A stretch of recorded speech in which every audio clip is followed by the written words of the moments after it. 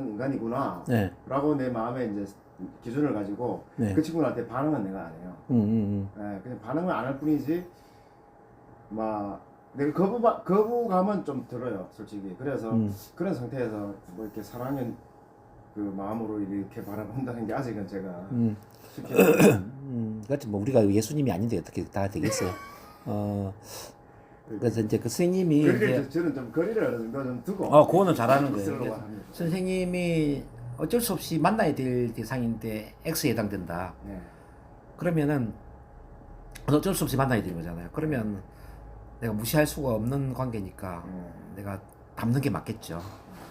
근데 이제 X인데 내가 뭐 굳이 만나지 않아도 되는 사람 같으면 그냥 무시해버리면 되는 거죠.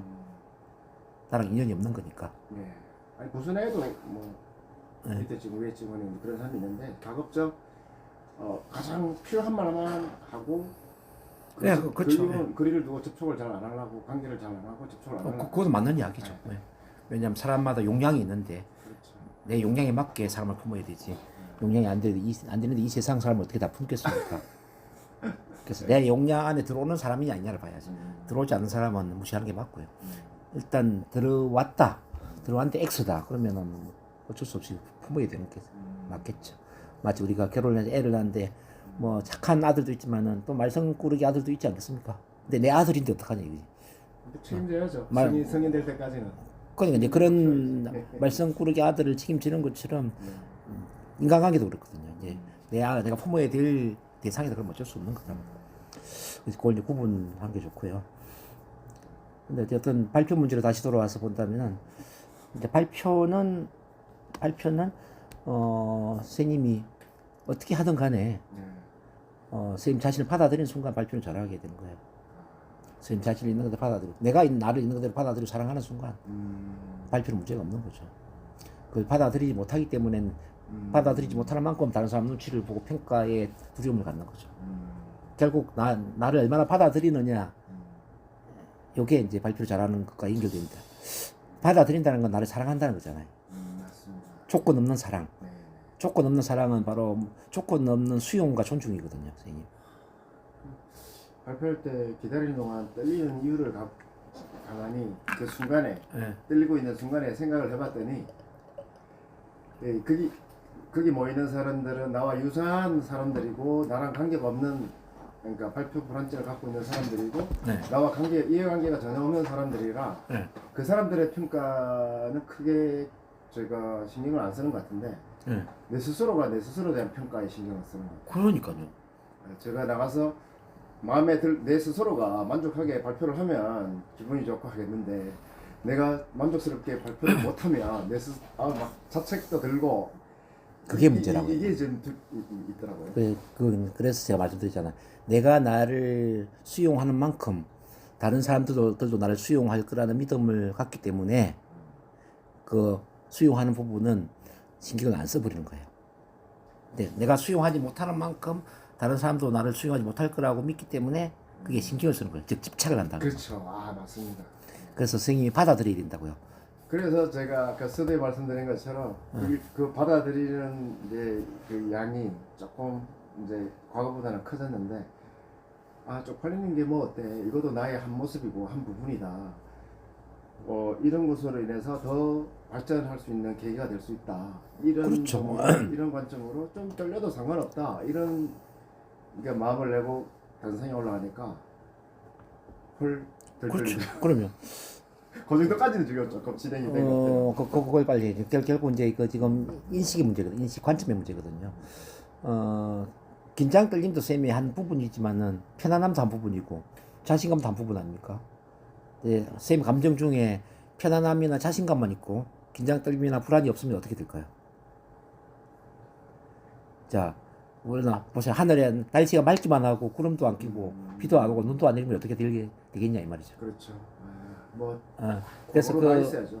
세상에 이렇게 긍정과 부정 다양한 희노애락으로 구성이 되는 것처럼 쌤 또한 다양한 것으로 구성이 되어야 되거든요. 네. 한쪽에 사랑이 있으면 미움도 있어야 되고 편안함이 있으면 그 불안도 있어야 되고 성공이 있으면 실패도 있어야 되고 기쁨이 있으면 슬픔도 있고 즐거움이 있으면 고통도 있고 여기 골고루 섞여져야 된다는 거죠. 그 골고루 섞여지면서 그 뭔가를 깨닫고 성장하면서 영적으로 진화하는 거거든요, 선생님. 자, 우리가 사는 세상은 절대적인 세상이 아니다 말이에요. 나도 절대적인 존재로 태어난 게 아니다 말이에요. 모든 인간은 절대적인 존재가 아니에요. 우리 세상이 상대적으로 다양성이 섞여 있는 세상인 것처럼 모든 인간도 다양한 모습을 갖고 태어났다는 거죠. 다양한 모습. 그럼 우리가 세상을 맑은 날씨만 좋아하고 나머지를 거부한다면 어떻게 되겠냐? 사막화가 되지 않겠습니까? 예. 우리 삶에 일어나는 것도 기쁨과 즐거움만 좋아하고 뭐 슬픔이나 고통을 다 거부해버리면 어떻게 되겠냐, 그죠? 편안함만 좋아하고 그 나머지 불편함을 거부해버리면 어떻게 되겠냐, 그죠? 그러면 아마 아주 지겨운 지루한 그쵸. 영혼의 세계, 천국이. 그렇죠. 뭐 편안함, 안락함은 지옥으로 가는 지름길이다 이런 말이 있습니다. 네. 사람은 나태해지겠죠. 교만해지겠죠. 그렇죠?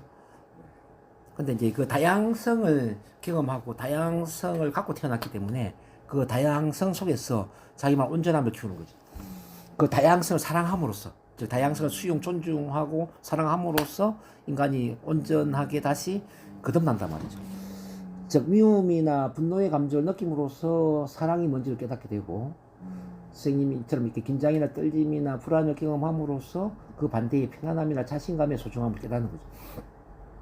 또 사업으로 보면은 이제 가난함이나 뭐 빈곤의 경험을 통해서 부라든지 성공의 소중함을 깨닫고, 인간관계도 어떤 버림받거나 무시당하거나 비난의 대상이 됨으로써 관계의 소중함, 인정의 소중함. 이게 정반대를 경험하지 않으면 그 반대를 깨달을 수가 없는 거예요. 종이 큰 소리를 내려면 종은 반드시 크게 아파야 된다는 거죠.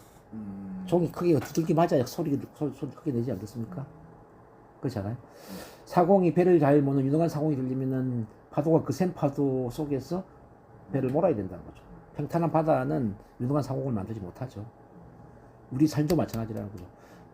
자, 평온한 그런 삶 속에서는 우리 인격체나 인성이나 의식이나 영적으로 성장하기가 쉽지가 않다는 거죠.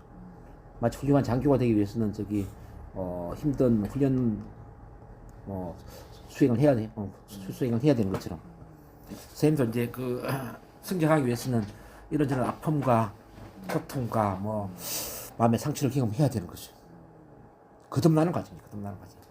그래서 지금 긴장, 떨림을 사랑해야 되고, 불안을 사랑해야 되고, 사람한테 부정적인 평가를 받는 것을 사랑해야 되고, 창피함을 사랑해야 되는 이유는 뭐냐면은 그 과정이 그 반대를 키우는 과정이거든요. 자, 그래서 나의 부족함을 사랑해야 됩니다, 선생님. 나의 부족함을 받아들이고 사랑함으로써 이제는 그 부족함에 신경을 쓰지 않고요, 나를 온전히 이 세상에 드러낼 수가 있습니다. 온전히 드러내는 과정 속에서 자존감이 높아지고 자신감도 커지고 위대한 나를 실현할 수 있는 거죠. 근데 계속 나를 이제 감추려고 하고 없애려고 하고 그러면은 움츠러들잖아요. 나를 숨기게 되거든. 숨기면 숨길수록 내가 싫어질수록 두려움이 커지죠. 세상 사람들한테 영향을 받는 노예적인 삶으로 가죠. 근데 나를 많이 드러낼수록, 많이 자아 개방을 할수록, 그럴수록 내가 더 위대해지고 더 세상 속에서 힘을 발휘하는 쪽으로 가죠. 영향력을 확대시키는 쪽으로 가는 거죠. 그래서 부족함을 드러낼 수 있어야 됩니다. 부족함. 그게 제가 지금까지 못했던, 취약했던 부분이에요. 네, 부족함을 드러내야 됩니다. 계속 숨기려고 하고. 제 케이스를 이야기해보면, 저도 고등학교 2학년 때까지는 사람들 앞에 말하는 게 너무 힘들었고, 친구 사귀는 것도 너무 힘들었거든요. 근데 이제 고1 때 담임선생님이 고2 때도 담임선생님을 한 번 더 했어요. 예. 근데 고1 때 제가 너무 조용하고, 너무 착하고, 공부만 하고 친구도 못 사귀고 이런 걸 이제 우리 선생님이 보면서, 너 고등학교 2학년 때 우리 반 한 번 더 할래? 대신 너 우리 반에 학급 반장을 해. 그러면서 이제 반장을 시켰는데, 이제 반장 출마를 위해서 나갔을 때에 나의 모든 아픔을 이야기하라고 하더라고요. 모든 부끄러운 거, 네 가장 부끄러운 게 뭐야? 가장 숨기고 싶은 게 뭐야? 근데 그걸 친구들한테 다 이야기해. 그걸 시키더라고요. 그 당시에 저는 뭐가 부끄러웠냐면은, 저희 엄마가 10년 동안 파출부 생활을 하고 있었거든요. 왜냐면 저희 형님 서울대를 들어갔기 때문에, 공부는 잘하는 아들이 있는데 공부를 시킬 수 있는 돈은 없고, 그래서 시골에 농사 짓다가 경남 진주로 나와가지고 진주에서 엄마가 10년 식모살이를 시작한 거죠. 그래서 엄마가 식모살이 한다는 게 너무 창피한 거예요. 그리고 중간에 우리 누나는 또 국민학교를 졸업하고 중학교도 못 들어갔어요. 오빠 공부시킨다고. 중학교도 못 들어간 누나가 공장을 다닌다라는 것을 친구들이 알면 어떻게 생각하나. 너무 창피한 거예요.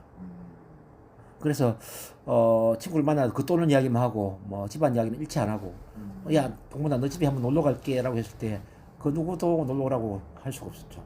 그것도 집도 없었고 뭐 그냥 자취방 하나 가지고 누나랑 엄마랑 셋이 생활을 했으니까.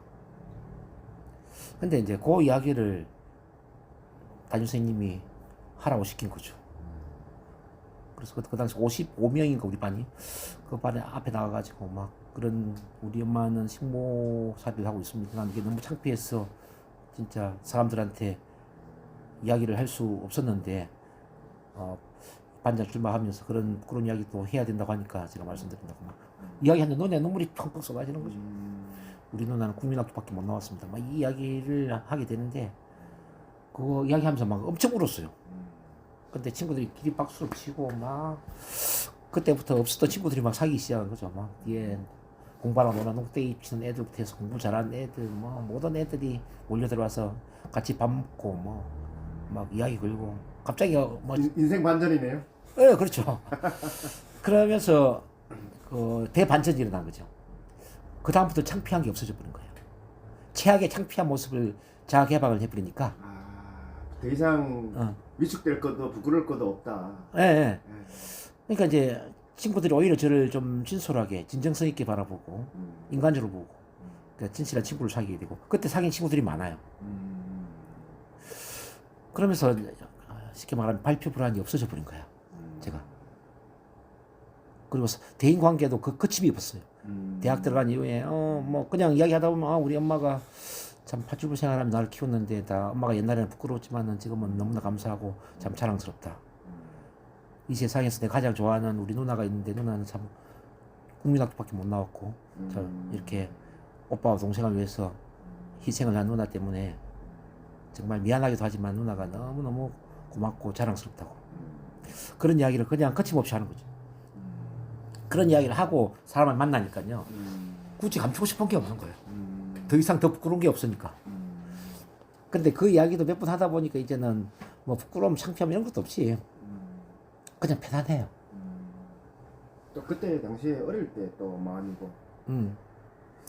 그래서 그 최악의 자기 자신의 모습을 드러내는 것, 드러내기 위해서는 그걸 있는 그대로 수용하고 존중하는 것. 그렇다고 해서 내 부끄러운 걸 막 사람들한테 막 외고 다닐 필요는 없겠지만 네. 어떤 그런 기회가 주어졌을 때에 굳이 그런 걸 숨길 필요 없이 그래 뭐 그런 게 좀 있어. 그랬을 때 우리는 당당한 거죠. 그리고 그런 것을 받아들이는 순간 나 자신의 모습 중에 사랑하지 않을 모습이 없어지는 거죠. 모든 걸 다 사랑하게 되는 거죠. 모든 걸 다 받아들이게 되는 거죠. 그래서 사람들 앞에 당당해진다는 거죠.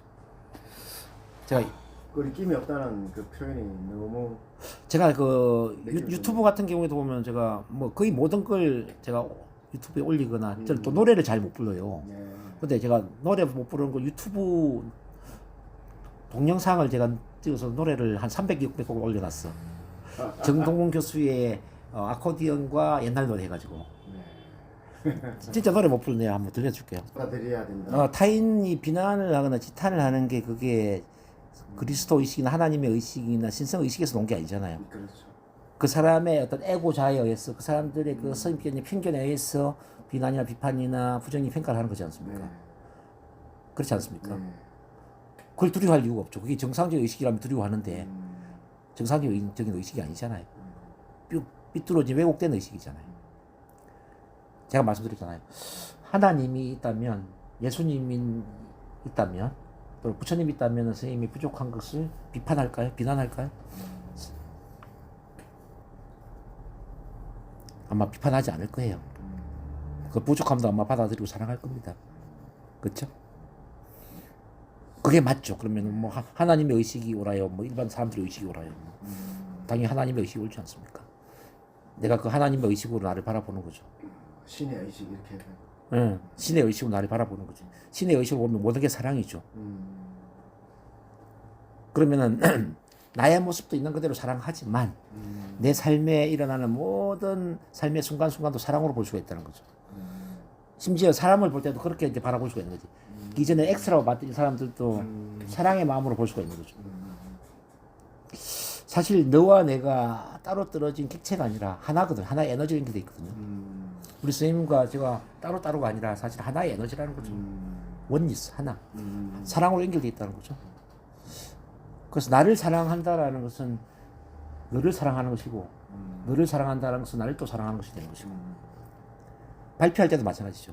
내가 나를 사랑함으로써 앉아있는 사람들을 사랑의 마음으로 바라보는 것이고 또 그 사람들 사랑을 바라보면서 또 나를 사랑하게 되고 사랑하는 사람들 앞에서 발표하는 게 뭐가 어렵겠습니까? 사랑하는 대상인데 사랑하는 대상에서 말하기 너무나 편안하고 쉽죠. 그렇죠? 마치 아기가 사랑받는 그 엄마 아빠 앞에서 재롱 뜨는 것처럼 얼마나 말하는 게 쉽겠어요. 근데 이제 두려움의 대상으로 보기 때문에 문제가 되는 거죠. 그래서 온전히 나를 사랑해야 된다는 겁니다. 온전히 나를 그 사랑의 마음으로 바라봐야 되고 모든 걸 사랑으로 봐야 돼. 그냥 모든 게 사랑스럽다. 그 사랑을 키우면 아무 문제가 없어. 그걸 키울 때까지가 시간이 걸리는 겁니다.